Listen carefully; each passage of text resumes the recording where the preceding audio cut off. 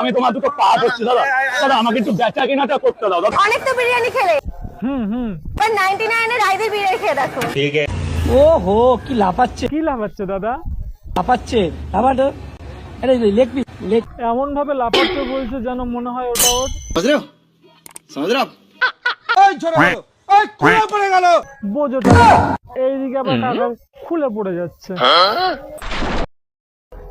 চলো ভাই কোথায় গেলো তুমি সবাই, তো আরেকটা নিউ ভিডিও নিয়ে চলে এসেছি। তো কি চলো বেশি না বকে ভাত খেলতে শুরু করা যাক। আর পাশে যদি থাকে গুরুজন বা ভাবি তাহলে কি করছো, কানে হেডফোনটা নিয়ে নাও, লেটস গো।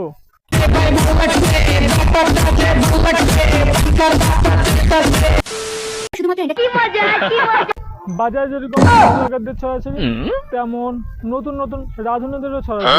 তো চলো তাদেরকে নিয়ে খেলা হবে। আসো খেলবো।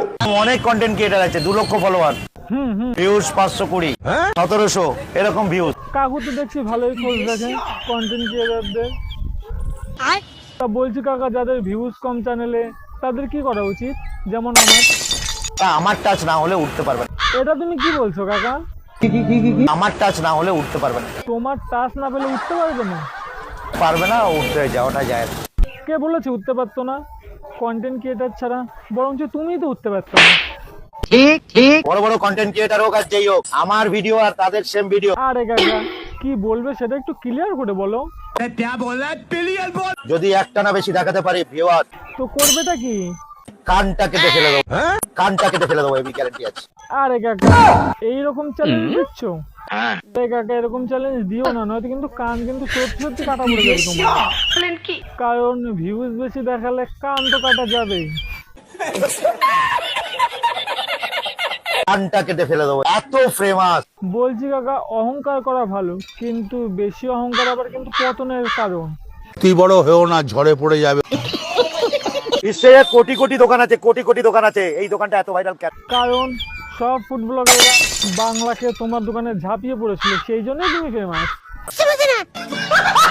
পরোটার বিশ্বকর্মা, পরোটার বিশ্বকর্মা। ও কাকু তুমি পরোটার বিশ্বকর্মা? আমি তো ভাবলাম অন্য কিছুরই।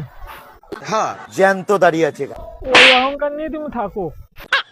বাস্তব বললাম। কিন্তু কাকা আমি একটা জিনিস বুঝতে পারছি না, তোমার সব ভিডিও একটা ড্রেসেই। বলছি ভিডিওর সাথে কি গেঞ্জিটাও কি ভাইরাল করতে চাও? কন্ট্রোভার্সি করো না বস।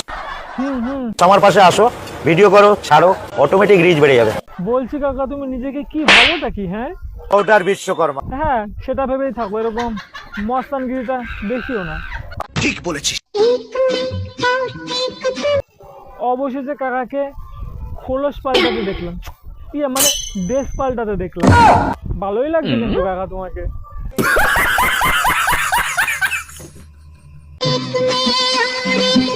আহা কোচি মেয়ে দেখে কাকার কি নাচ।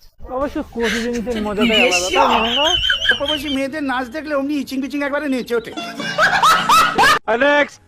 ওহো কি লাফাচ্ছে। আরে কাকা লাফাচ্ছে তো কি করছো? ধরো কি লাফাচ্ছে মানে কি আর বলবো, দেখলেই লাফানো শুরু হয়ে যায়, তাই না? অমনি ইচিং পিচিং একবারে নেচে ওঠে। অনেক তো বিরিয়ানি খেলে। আরে বৌদি খেলাম আর কই, শুধু তো দেখেই যাচ্ছি। বিরিয়ানি বিরিয়ানি 99 এর রাইদের বিরিয়ানি খেয়ে দেখো। আরে বৌদি হাড়ির ঢাকনার সাথে সাথে তো শাড়ির ঢাকনাটাও খুলে যাচ্ছে দেখছি, ওটা আগে ঠিক করো। কথা সত্য। আমার মনে হয় না সল্টলেক সেক্টর 4 এর মতো জায়গায় এই দামে এরকম কলকাতা বিরিয়ানি আর কেউ দিতে পারবে। পারবে না তো আর কেউ দিতে, কারণ ওরকম বিরিয়ানি তো আর কারোর কাছে নেই। মানে সাদা বিরিয়ানি। সাদা বিরিয়ানি আমরা ওই হোয়াইট বিরিয়ানি বলে আজকে আমরা নাম দিয়েছি, হেলদি বিরিয়ানি আমরা যেটা বলছি। এটা আমিও বলতে চাইছিলাম, কিন্তু বাঙালি তো তাই বাংলায় বলে ফেলেছি। তো আমার বিরিয়ানিটা কেমন লাগলো? এই ফুড ব্লগারদের কাজই হলো সামনে বসে ভালো বলবে, কিন্তু পিছনে যেতে দাও ওই বিরিয়ানি নিয়ে বদনাম করবে। বৌদি ওদের কথা বিশ্বাস করো না, গিরগিটে যেন তো ঠিক বদলায় ফুড ব্লগাররা। ঠিক বলেছিস। হ্যাঁ কিছু কিছু ফুড ব্লগাররা আবার খায় না, রাজনীতির সাথে আবার নেচেও আসে। আমি তোমার দুটো পা ধরছি দাদা, দাদা আমাকে একটু বেচা কেনাটা করতে দাও। আর এই এটা কি হলো? জেনে বলো তো কি ব্যাপার? দাদা আমাকে একটু বেচা কেনাটা করতে দাও দাদা। বোঝো কাণ্ড, ফুড ব্লগারদের জ্বালায় এখন দোকানদারদের বেচা কেনাটাই বন্ধ হয়ে যাচ্ছে। তো মহা মুশকিল। ভিডিওটা এই পর্যন্ত। ভিডিও যদি একটু ভালো লাগে তাহলে কি, তো লাইক কমেন্ট শেয়ার সাবস্ক্রাইবটা তো করতে হবে। বন্ধু বান্ধব এক্সকে শেয়ার করতে পারো না। তো চলো নতুন একটা নিউ ভিডিও নিয়ে খেলা হবে। ততক্ষণ take care and love you.